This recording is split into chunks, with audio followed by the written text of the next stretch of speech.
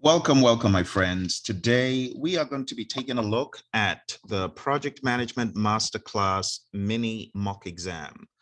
If you have roughly 30 to 40 minutes to spare, then I would encourage you to begin this exercise. If you don't have that time to spare right now, I would like for you to keep this video until you actually have about 30 to 40 minutes to spare, because we're going to take a look at roughly 34, 35 questions, and we're going to put ourselves in exam mode. We are going to go through 3 different segments. Now, unlike the real exam that is mixed up into no specific order, in this mock exam, we'll take a look at people, then process, then business. I'll show you the questions. I would advise you to hit the pause button or give yourself more time to answer the questions. When you have finished a section, move to the next section. And at the end of it all, when you have all of your answers compiled, if you get yourself a sheet of paper and then compile all your answers on that sheet, as in number 1A, number 2B, number 3C, and things like that, by the time we're done, you'll be able to go over them and you'll be able to see what you got right and what you didn't get right, okay? You'll also be able to take a look at the answers and see why you got them wrong, okay? So this is not one of those quick 3 or 4 second type mock exams. No, I want you to actually act as though you are in a real exam. Go through the process and check your thought process so that at the end of the exercise, you really would have gained something from it, okay? So I'm going to allow you to stop the recording where you need to. If you need more time for each question, do that. Just be aware that the time on the real exam is roughly 1 minute, 15 seconds, thereabouts, okay? All right, so again, welcome. So let's get started, my friends. Here is your first set of questions in this mini mock exam. We're starting off with people.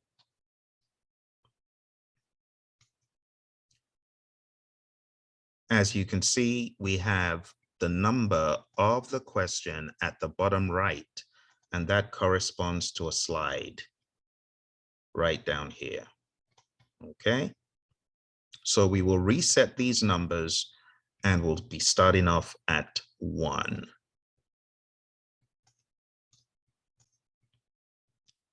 Question 1, which of the following is not a hallmark of communications in Agile teams? A, frequent feedback cycles. B, use of social networking tools.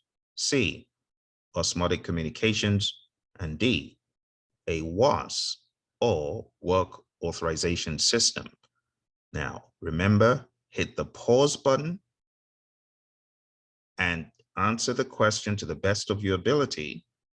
When you are done, move on to the next question, because I will be moving on to the next question pretty rapidly. I will not reveal the answers yet, but at the end of the exercise, we'll go through all of the questions for each section, okay? So hit the pause button and answer. Next question.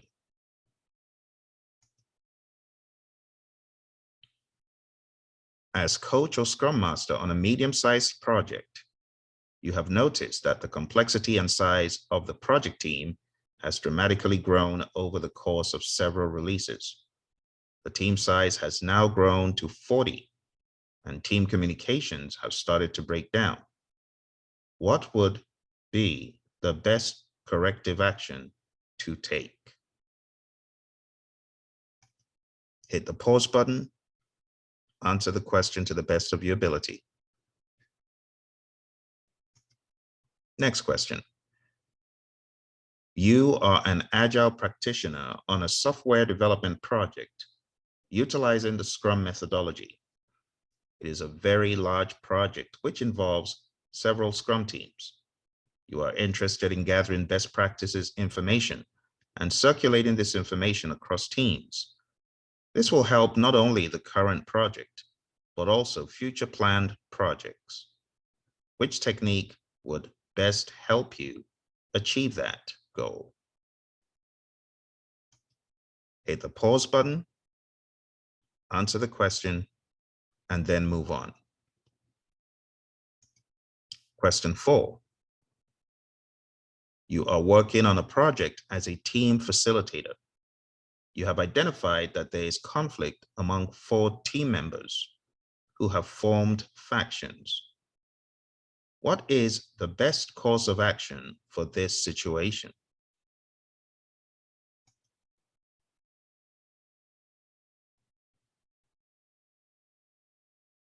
Moving on to question 5. A new team member just joined the project with very little experience. However, she is very confident in herself and her abilities to learn. She is very eager to take on work. Which leadership approach should you use with her?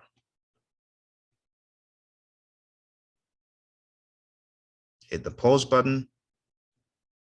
Spend some time figuring out the answer. At the end of this whole cycle, we will review all of the questions. Question 6. As a servant leader on an Agile project, one of your key responsibilities is to what?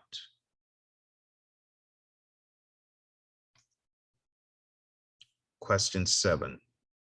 Again, if you are just coming, go all the way back to the beginning, answer each question, and we will review these at the end.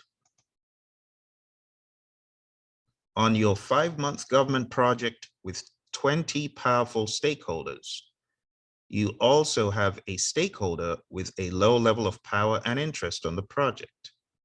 What should you do next with this stakeholder?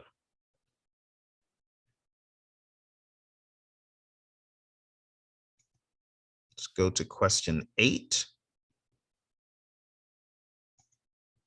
This is our final question in the people domain. Understanding what ready means so the team can take in work, what done means so the team can judge completeness consistently, should be in a document known as what?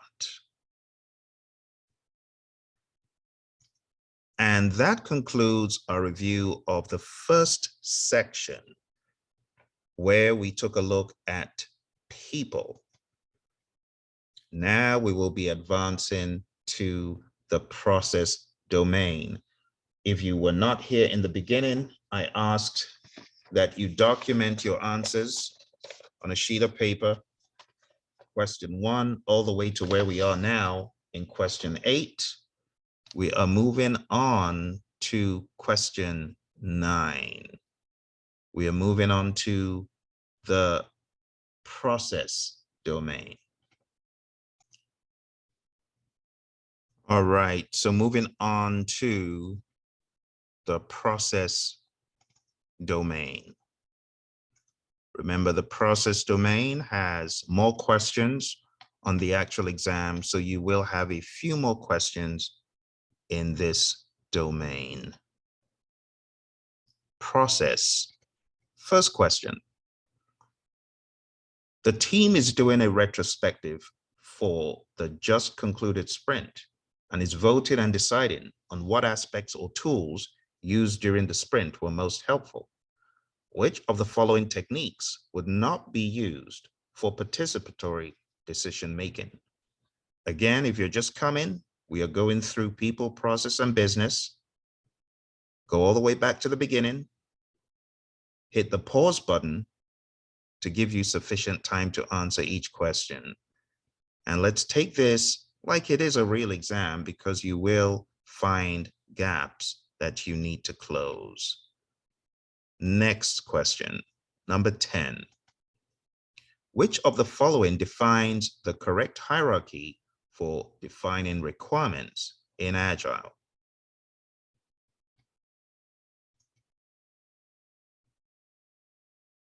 Hit the pause button if you need more time. Number 11.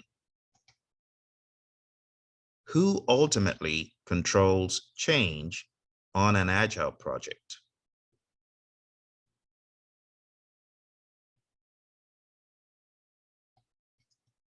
Next question. Dash help Agile teams using Scrum learn from its previous work on the product and its process.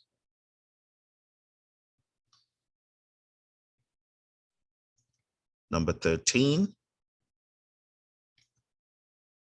The product owner often works with the team to prepare some stories for the upcoming iteration during one or more sessions in the middle of the iteration.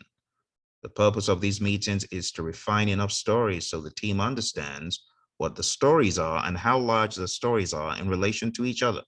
What does this describe? Number 14. You are the project sponsor for a new initiative. You have been approached by the project manager for direction on how to initiate the project. Which of the following sequences would you recommend?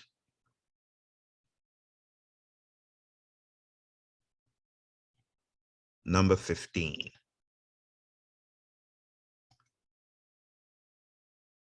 You have completed your review of the deliverable being created for your customer. The deliverable output does not reflect verification or acceptance by your quality team. What should the project management team do next?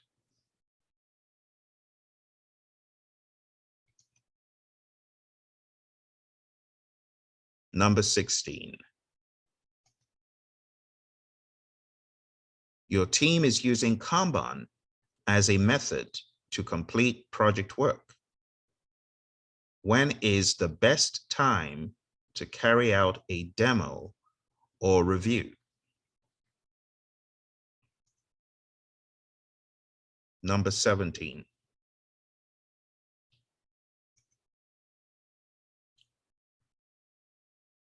You are the team facilitator and coach. Your team is currently experiencing work delays and overruns due to insufficiently refined product backlog items. What is the best course of action?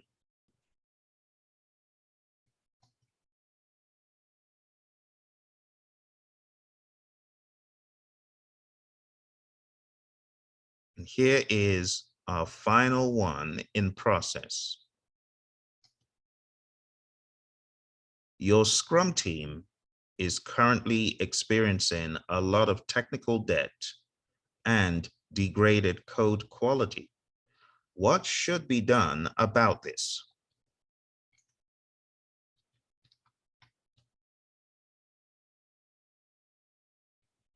And that, my friends, is the final one for process.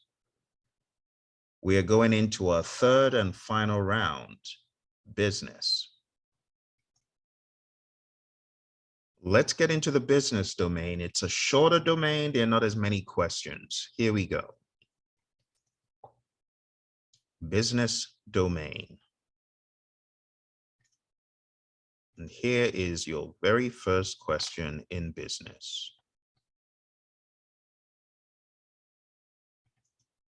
Number 19. You are developing a new agile mindset for your consulting team. Which of the following espouses an agile mindset?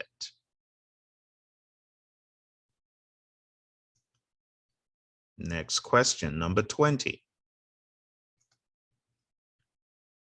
When addressing an individual challenge area or implementing a new hybrid or agile approach, a common practice is to treat the change process as an agile project with its own backlog of changes that could be introduced and prioritized by the team.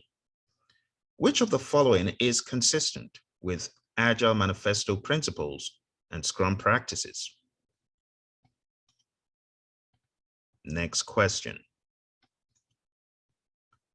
You are working with a business unit to complete a benefits management plan.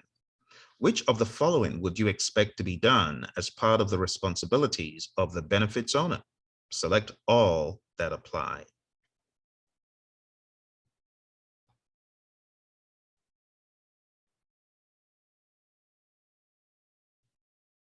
So if you are just coming, bear in mind that this is a mini mock exam, just like the real exam. We're taking this seriously, and we are putting all our answers into this format on a sheet, and we're making sure that we have documented our answers so that upon review, we'll find gaps where there are gaps. Next question. As a project manager, you are expected to confirm project compliance requirements.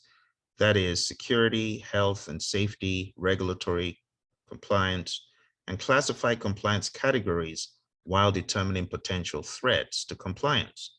Which of the following risk identification models exist to help you achieve this? And our final question at the end of business is this one. The product owner and the team discussed the user stories planned for a particular project. The team pointed out that none of the stories had acceptance criteria defined, and that these were needed to define the acceptance tests for each story and deliverable. However, they could not agree on when exactly these needed to be defined. Ideally, when should the acceptance test be defined? And that is our final question in this set. This is pretty straightforward for those who have studied for many months, weeks, but for those just coming into the program, don't be discouraged.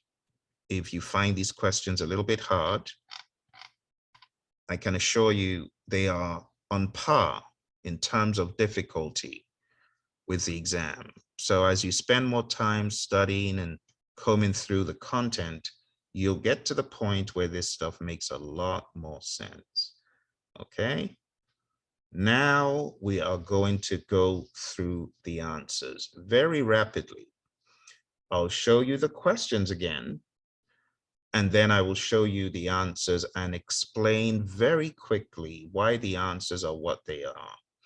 If you are just coming and you have not taken the quiz from beginning to the end, please do not watch this section. Spoiler alert.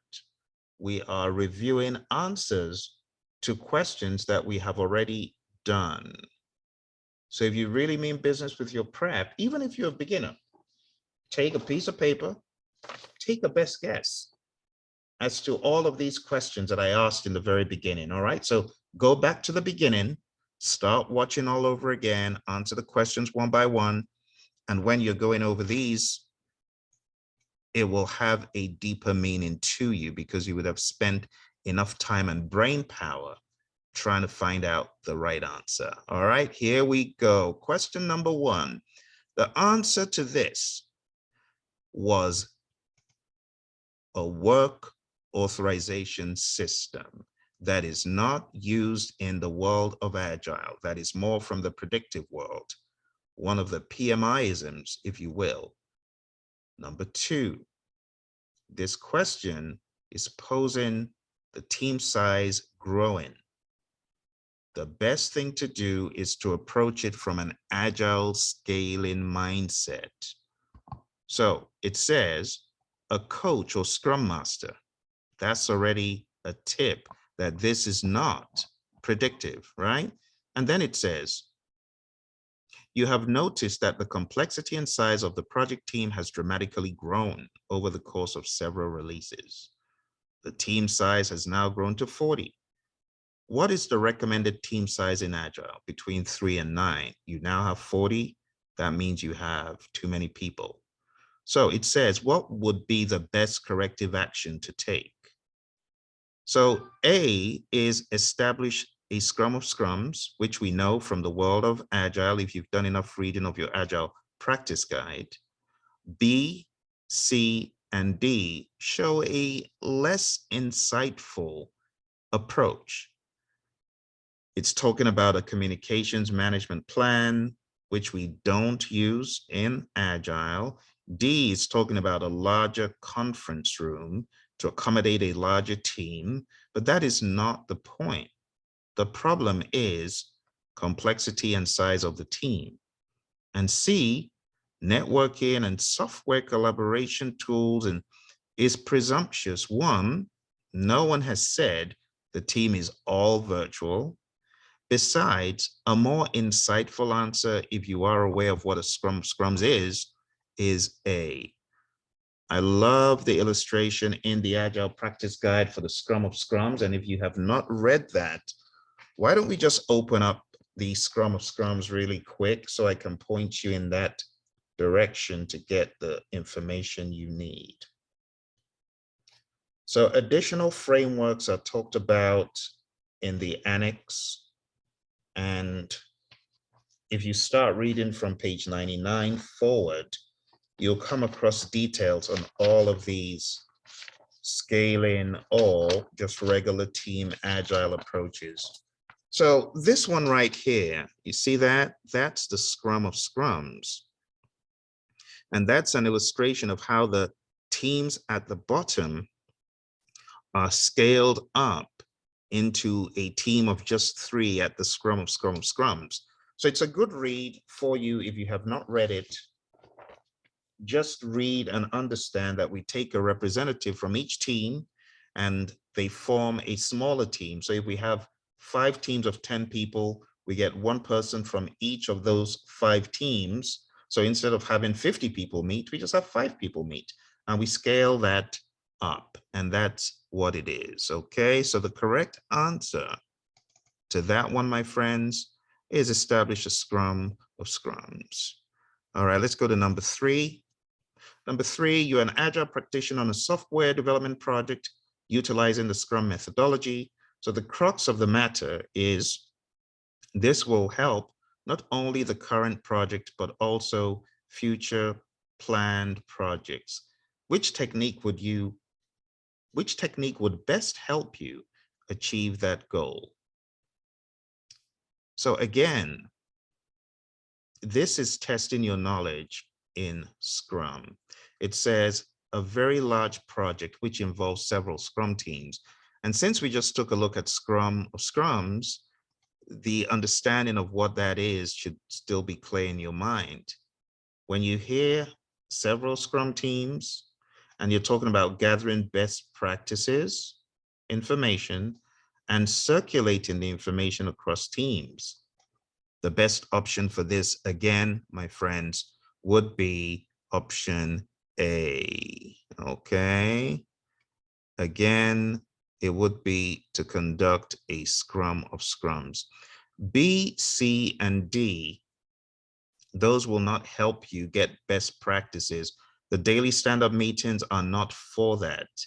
Benchmarking, we use that quite a lot in the world of predictive. That would not be the best of the options, even though we could benchmark for what we do in the world of Agile, but that is not the best answer to extract the information and circulate it, because each representative from the Scrum of Scrums is going to go back to their team and do that, okay? So the correct answer is A, conduct a Scrum of Scrums.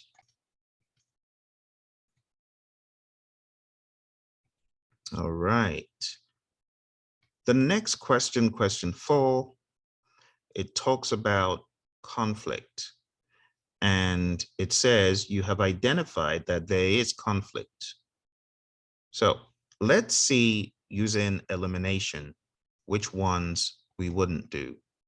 There's some things that are just blatantly wrong, and you should use this as a method when you're answering questions on the real exam. Use the strikeout. So this says find out which party is in the wrong. No, it's not about who is wrong when we're resolving conflicts. It's about getting on the same page, right? C says avoid getting involved in conflict. These matters are expected on teams. No, it says you are working on a project as a team facilitator. This is something you should be aware of, and you should be involved at the right level. All right, let's take a look at option A and B. A says resolve the conflict issue for the team and get management involvement. Well, you don't jump to management involvement, one, and two, you do not resolve conflict for team. You allow the team to resolve the conflict itself, but you coach them, train them, help them to understand the team ground rules and the team charter, or team agreement, social contract, team contract. All of that stuff should be in place. The best answer is B. This is a direct cutout from the PMP exam content outline. Evaluate, recommend, and reconcile the appropriate resolution solution. All right, we'll go a little bit quicker from here. Next one is number 5. A new team member has just joined the project with very little experience. However, she is very confident in herself and her abilities to learn. She's very eager to take on work. So when someone like this joins the team, when they are confident, we know they don't need a whole lot of support, but they do need a whole lot of directing. Therefore, the answer is directing. This is from the Hersey-Blanchard model. Remember, we have the supporting and the directing on the x-axis, right? So y-axis is supporting, x-axis is directing. Remember, if someone needs very little support, but a whole lot of direction, they'll be in the D quadrant, because we can actually break these down into quadrants. This is not illustrated in the 7th edition, but mention is made of it.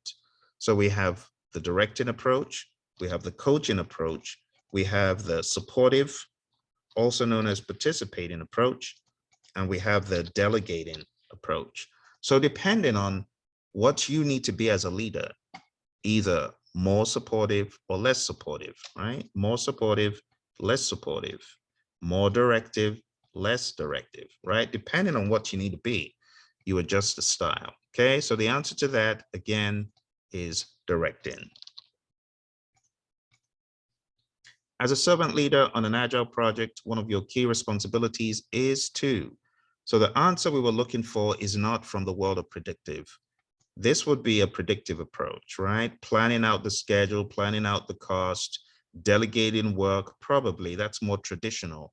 The answer that we were looking for this one is A, remove impediments. That's the answer, right? As a servant leader, impediments, obstacles, and blockers, you remove those for the team. Next question. On your 5-month government project with 20 powerful stakeholders, you also have a stakeholder with a low level of power and interest on the project. What should you do with this? Again, you want to think about the matrix that you have. You have the interest and you have the power on this axis, remember? So it's something like this, power interest grid. And then you have low interest, right? Versus high interest versus high power, low interest, and high power, high interest.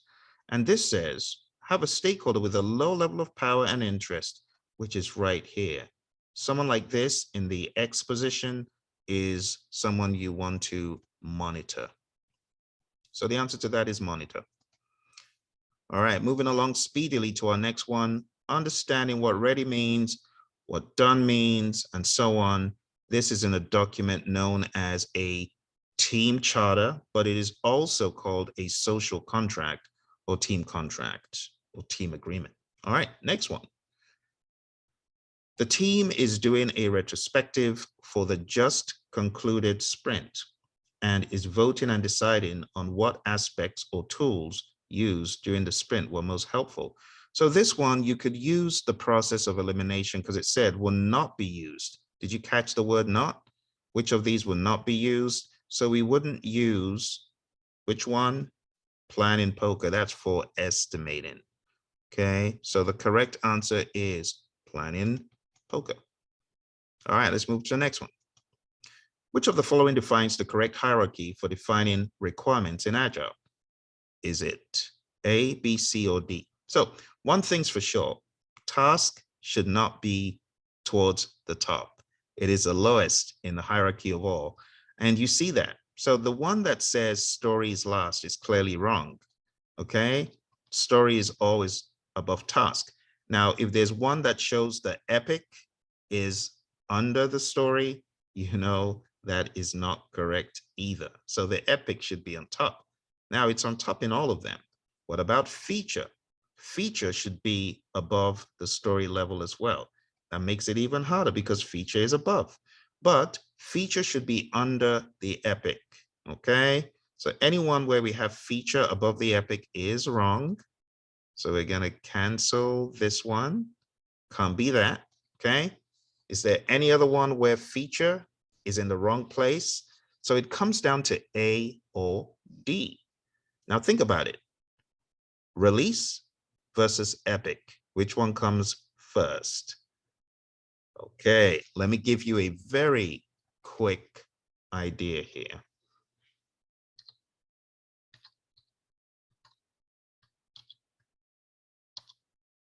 I have a funny mnemonic I ask my students to remember. Remember, Phil eats fries. Okay, let's do that again. This is going to be easier if I put the right thing in the right place. Let's do that again. Phil remembers.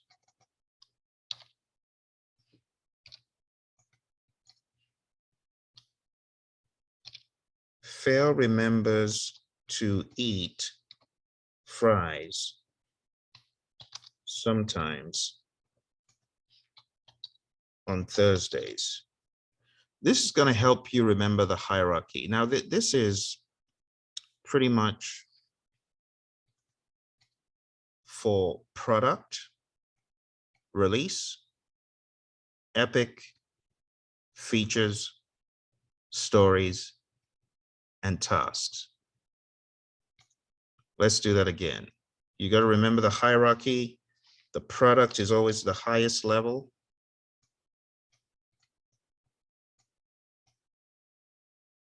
Let's move this around.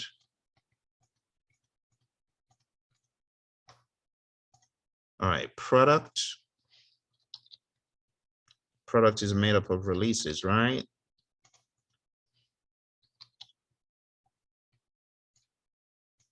Under that, we could have the epic level.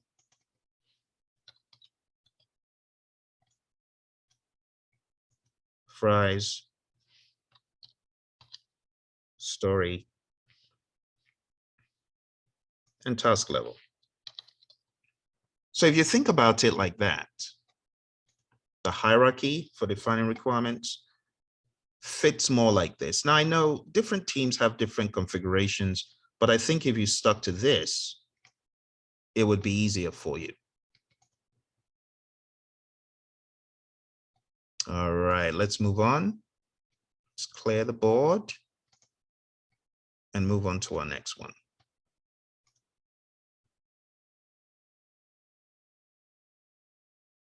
So the answer, to make it very clear, I know product was not part of this question, but since product is not there, it will be remember, eat fries seldomly or sometimes on Thursday. All right, here's our next question. All right, here's your next one. Who ultimately controls change on an Agile project? Now, this question could come as a surprise because you don't typically think of controlling change, but believe me, you do control change somehow. There's got to be some measure of control. So think about it.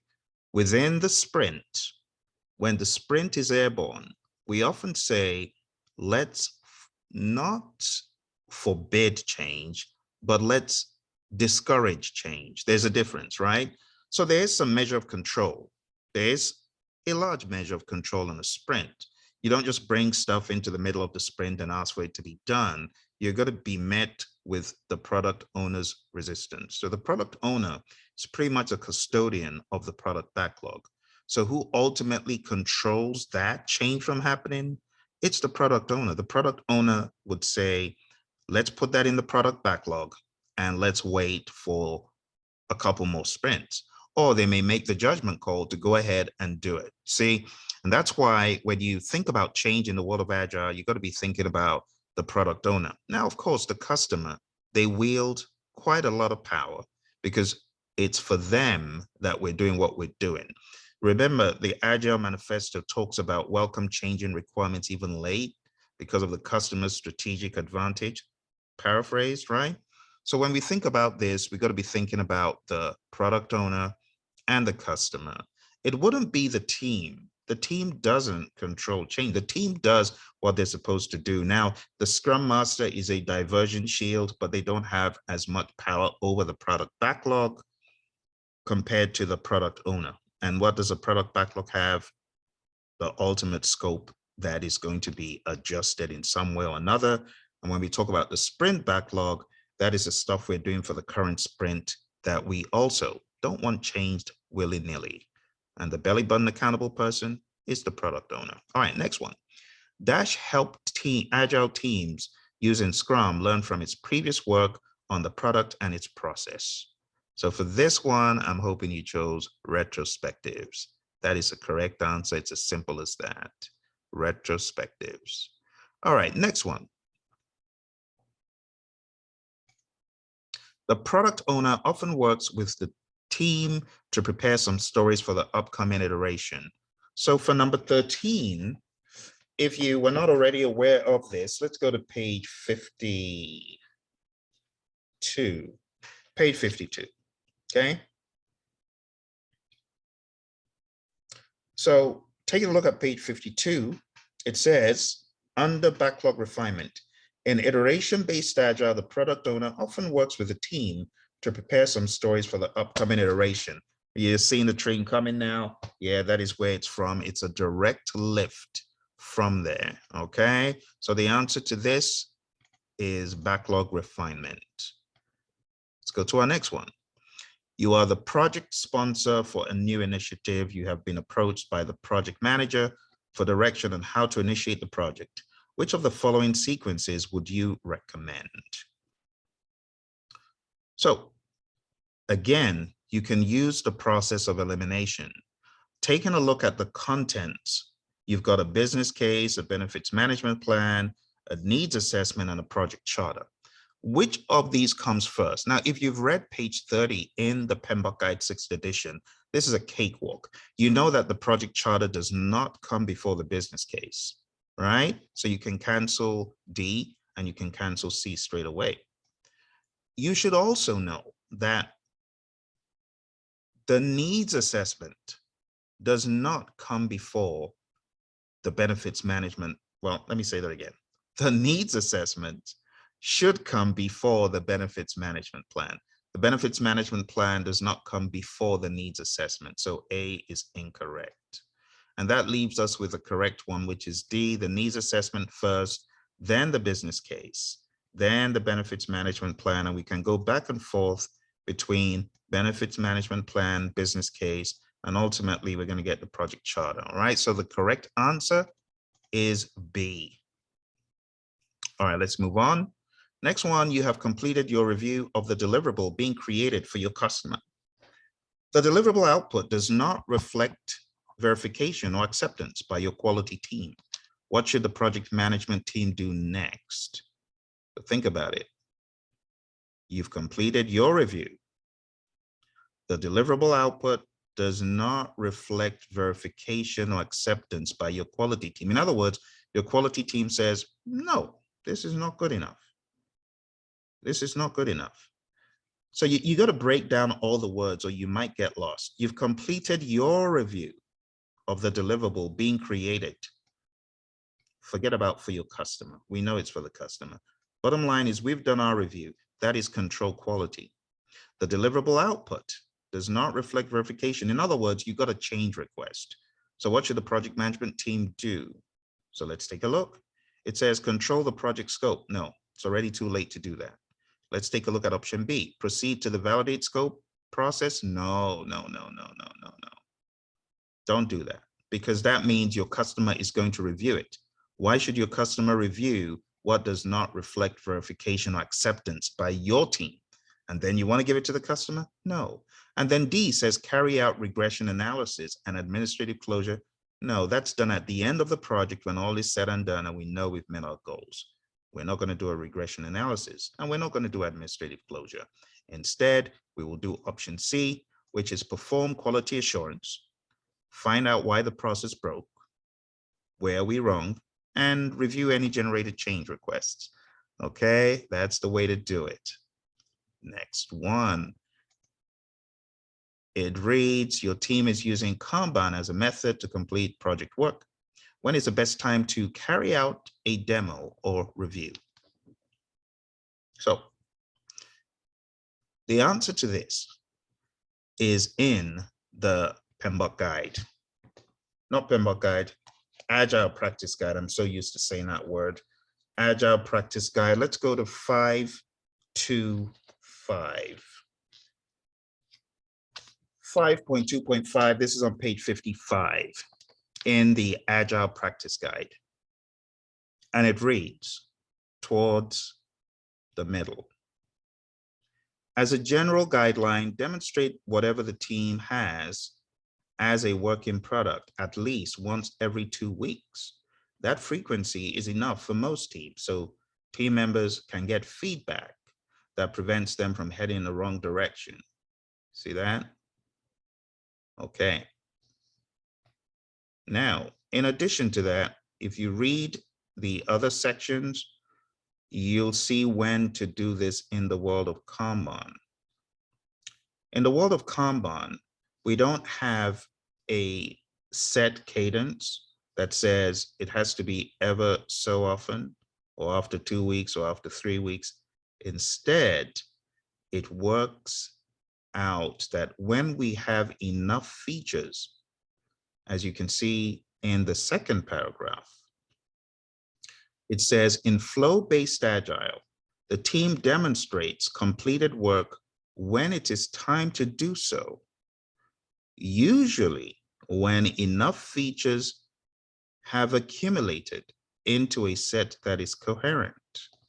And that's the idea that makes the correct option be not A, because A says demo at the end of the iteration as all the scheduled work is complete. No, remember Kanban is flow-based, it's not iteration-based.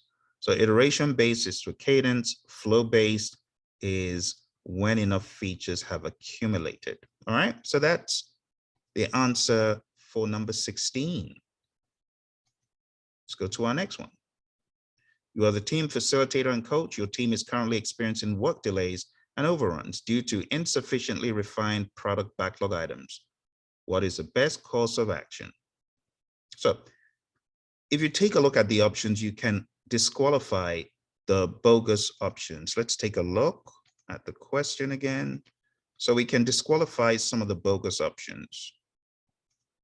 Okay. A says a servant leader should help clear these obstacles and do the heavy planning. No, servant leaders are not going to do heavy planning. The team does the planning.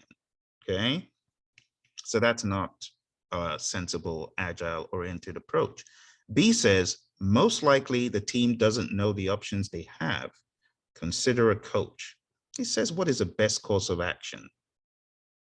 Experiencing work delays and overruns, we can tell that this probably is beyond just having a coach. You are the facilitator and coach.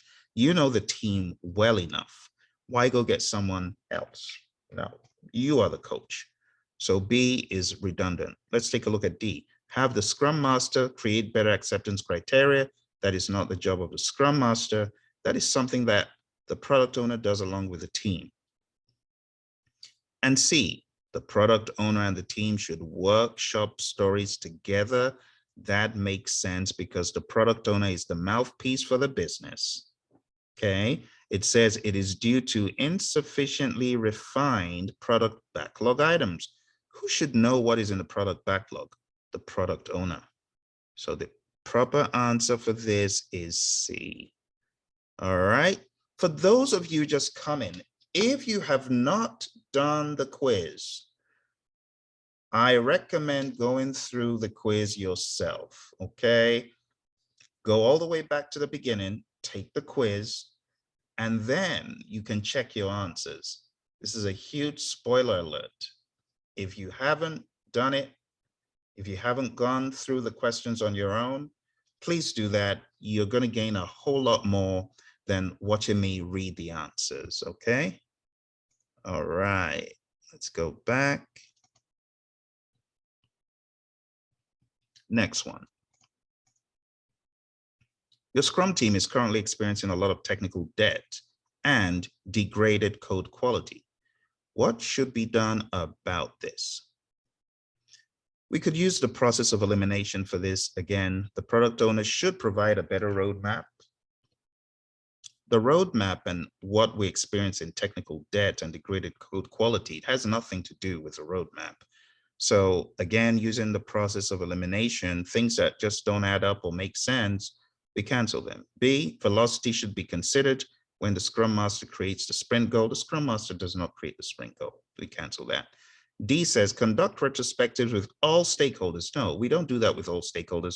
We do that with a team. Okay, so just using the process of elimination, you will get the correct answer, which is refactoring, agile modeling, automated code quality analysis. This is on page 58 of the Agile Practice Guide, okay? When in technical debt, these are the things that are described, okay? Page 58. Moving on. Number 19, you are developing a new Agile mindset for your consulting team. Which of the following best espouses an Agile mindset? So A, formalizing an entire contracting relationship in a single document.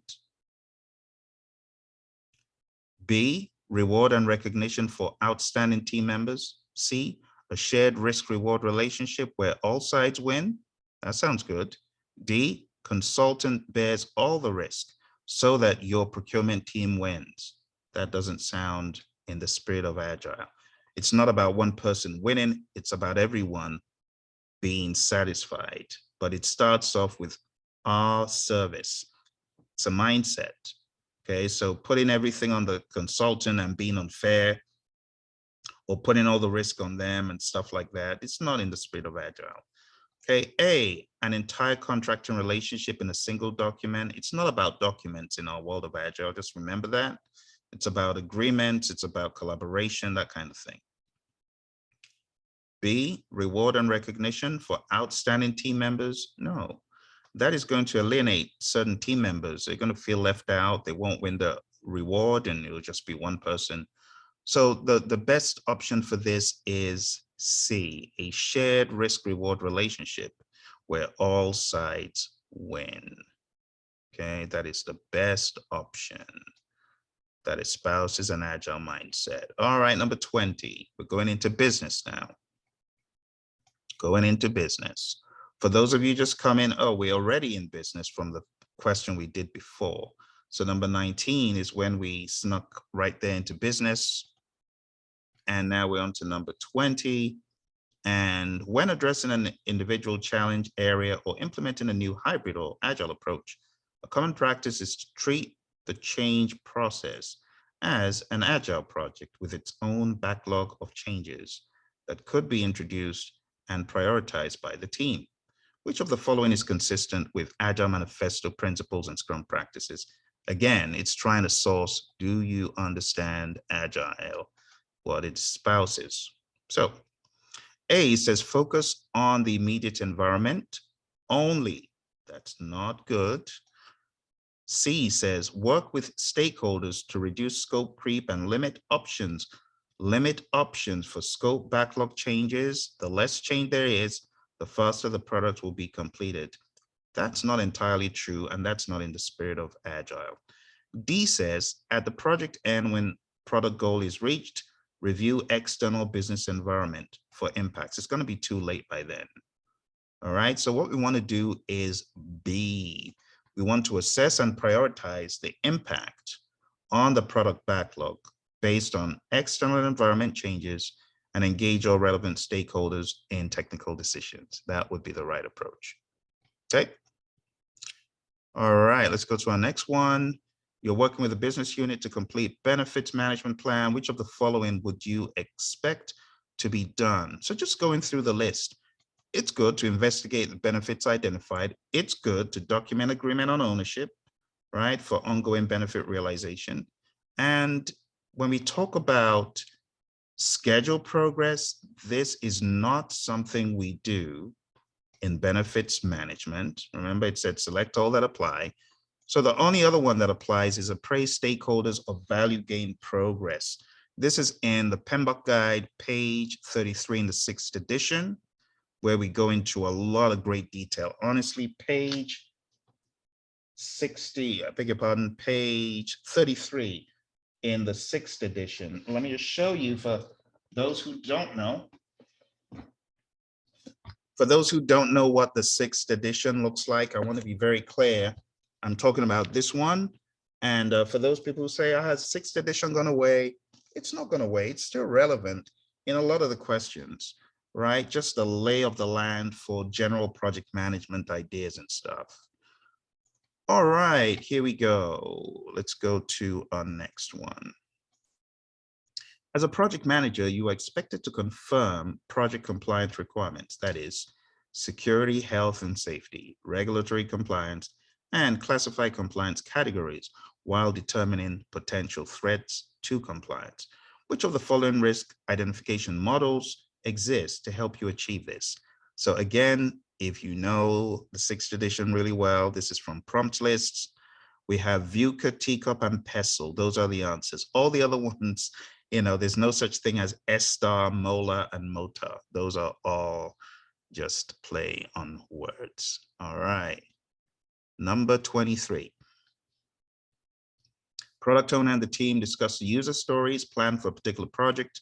The team pointed out that none of the stories had acceptance criteria defined and that these were needed to define the acceptance tests for each story and deliverable. However, they could not agree on when exactly these needed to be defined.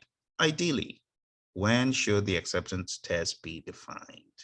You want to have these meeting your definition of ready. And where is that? In refinement before development. Okay, there you have it, my friends.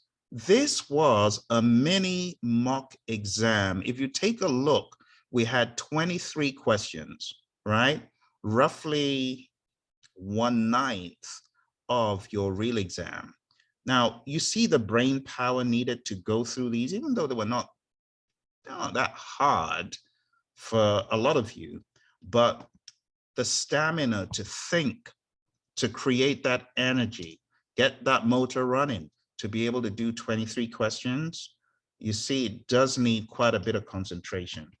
And that is why I would highly recommend, if you didn't take these on your own, even if you ended up getting to the end and you're like, oh, Phil, too late, I was already at the end. I want you to stop the video, go back to the beginning, and I want you to spend 1 minute to 1.5 minutes thereabouts, or if you need more time, you know, spend the time you need to answer each question that I beamed on the screen. Don't listen to my explanations yet. And then at the end of it, go back to my explanations and see if you got the rationale and the logic down. Okay, before we leave, I want to let you know that a lot of this stuff you may have heard about in the 6th edition is not going to waste, you know, like the processes, being aware of how they flow. You know, you've heard me talk about the PMBOK guide mainline and how things flow together in project management. Well, this idea is not going away, right? It's not for naught. Also, when we talk about the breakdown of change requests and how they flow, and those of you who watch my video about change requests and the flow, the logical flow of change requests. This is not going away either. And then let's take a process, for example, like schedule management. The way it flows, that is not going away either. And I see my PowerPoint is trying to tank here, but you get the idea. The summary is all the stuff that you have learned in the past from this book, right? Definitely from this, those are not going away. Those could still very, very well help you even on this exam because it's in the mindset. You noticed a lot of the questions I showed you now, I didn't go over inputs. There were not a whole lot of inputs, tools, techniques, and outputs questions. Were they? They weren't. And that's why I put this together to remind you what exactly the exam is going to be based on. It's going to be based on how you think. A lot of it, some of them you could tell they were overtly agile, and some of them they felt more like in the middle of the road, neither here nor there. All right, for those of you who are thinking of taking the exam and you're wondering how to go about it, I want to encourage you to go on down to our website. I'll show you right here. It's Praizion.com. When you get to Praizion, just scroll down and take a look. We have all sorts of course offerings. We have live training going on. We have also over here, we have a course that's on demand. You can just jump on right now and begin on-demand training with us for just ridiculous rates. All right, so go on down to the Praizion website. That's Praizion.com. We'll put a link below and let's know how we can help you. Okay, all the very best. Again, this is going to replay. So go all the way to the beginning, answer the questions, go over the logic, and why don't you put a chat below, a comment? I would like to know, what did you score on this mock exam? Okay, maybe you want to keep it secret. Why don't you email and let us know? All right, support@praizion.com. It would be nice to know how you performed. You take care and all the very best on your exam. Bye for now.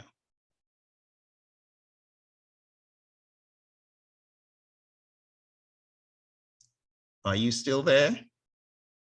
Take the mock exam, and if you're done, I want to know what you attained. So out of 23, how many did you get? Bye for now.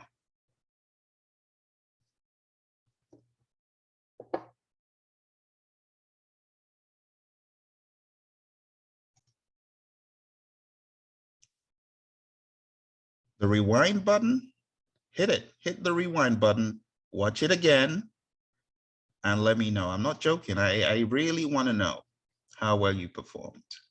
Okay? Ciao.